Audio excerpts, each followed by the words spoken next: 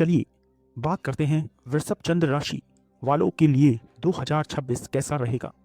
यह साल आपके लिए कैरियर में उन्नति, बड़े आर्थिक निर्णय और सामाजिक प्रतिष्ठा का वर्ष साबित होगा। अब हम बात करते हैं महत्वपूर्ण ग्रहों के गोचर के अनुसार समय कैसा कैसा रहेगा। पहले मैं बात करता हूँ शनि की। शनि एकादश भाव में है। एकादश भाव मतलब 11वां भाव, मतलब मीन राशि। शनि चंद्र राशि वृषभ वालों की राशि से 11वें भाव अर्थात मीन राशि में गोचर करेगा। ज्योतिष में शनि एकादश भाव में होना शुभ माना गया है। यह स्थायी लाभ करवाता है, अच्छा नेटवर्क बनाता है और इच्छा पूर्ति के लिए भी उचित है। आप समझिए 11वां भाव क्या होता है। 11वां भाव होता है आय का। तो स्वाभाविक है आपके जो आय के स्रोत होंगे वे स्थिर होंगे।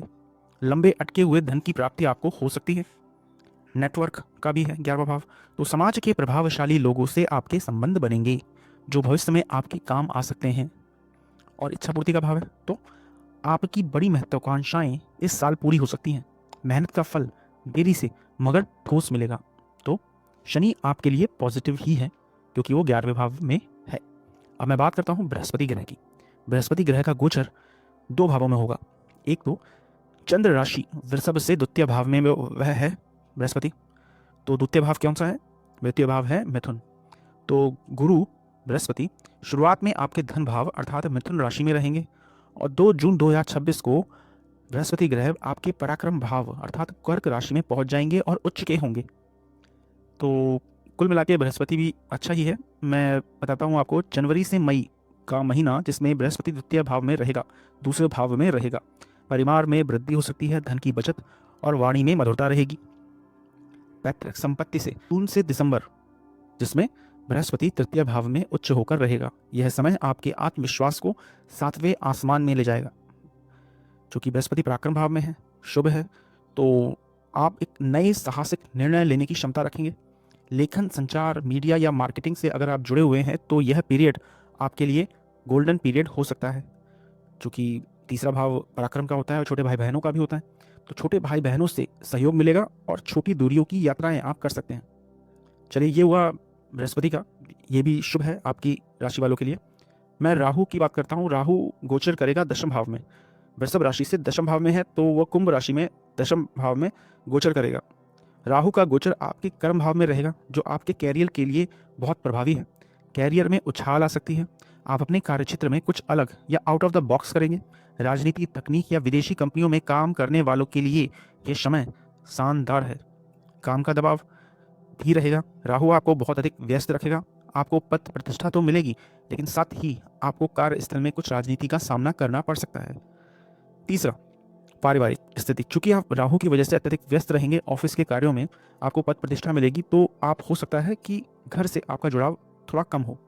आप में भी मानसिक रूप से कुछ चीज़ों को लेकर ज़्यादा सोच सकते हैं। तो राजनीति की चिंता ना करें, बस अपना काम करते रहें। फल की इच्छा के बिना सब कुछ शुभ ही होगा, ये ध्यान रखें। परिवार के साथ समय स्पेंड करें। चलिए, मैं ओवरऑल बात कर लेता हूँ। अब कैरियर और वित्त के बारे में बात करते हैं, फाइनेंस के बारे में। जैसे नौकरी और व्यवसाय, यह वर्ष आपके कैरियर के लिए मील का पत्थर साबित हो सकता है। राहु और शनि की स्थिति आपको अथॉरिटी और पावर दिलाएगी। अगर आप नौकरी बदलने की सोच रहे हैं तो जून के बाद का समय अच्छा रहेगा। वित्त स्थिति, आर्थिक स्थिति आपकी मजबूत रहेगी। निवेश से अच्छे रिटर्न मिलेंगे।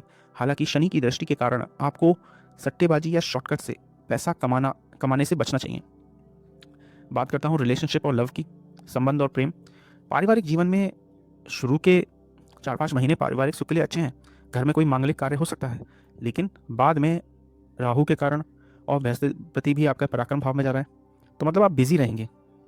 जॉब के कारण हो, काम के कारण हो, तो उसमें थोड़ा सा संतुलन बनाएं। आप ध्यान रखें परिवार का भी और जॉब का भी।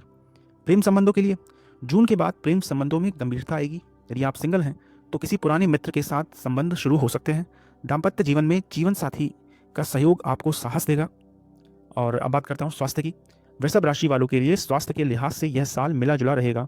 काम के बोझ के कारण मानसिक थकान और कंधों या गर्दन के दर्द की समस्या हो सकती है। खान पान को नियंत्रण रखें क्योंकि गुरु के गोचर के कारण वजन बढ़ने की प्रवृत्ति हो सकती है। मुख्य सुझाव मैं देना चाहूँगा कि कैसे आप 2026 को और शुभ बना सकते हैं। शनि का आपको लाभ लेना है तो शनि का लाभ लेने का एक ही मंत्र है, अपनी मेहनत में ईमानदारी रखिए। शनिदेव आपको अप्रत्याशित सफलता देंगे, ध्यान रखें ईमानदारी। ओके। दूसरा है धैर्य रखें।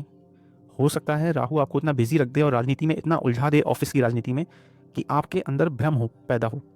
इसीलिए कार्यस्थल में किसी भी विवाद में ना पड़े, अपना काम करो और चुपचाप निकल जाओ, ज़्यादा उलझो मत, बस अपना काम करो, धैर्य रखो। तीसरा उपाय वृषभ राशि के लिए, शुक्रवार के दिन सफ़ेद वस्तुओं का दान करें, जैसे मिश्री होता है, चावल होता है, और माता लक्ष्मी की पूजा करें। हो सके तो माता लक्ष्मी की लाल कपड़ों में कमल के आसन में बैठे हुए मुस्कुराते हुए एक फोटो मंदिर में रखें और रोज उसका थोड़ा सा ध्यान करें और प्रार्थना करें। इतना करने से मन शांत रहेगा, स्थिर रहेगा और उन्नति के द्वार खुलेंगे और आगे बढ़ेंगे। ठीक है, तो इस प्रकार से ये रहा वृषभ राशि वालों के लिए साल। और अगर आप किसी विशेष क्षेत्र के बारे में गहराई से जानना चाहते हैं तो पूछ सकते हैं यहाँ पर, और आगे हमें सब्सक्राइब कीजिए, लाइक कीजिए वीडियो और हमसे जुड़ें। जय माता दी, जय हिंद, जय भारत।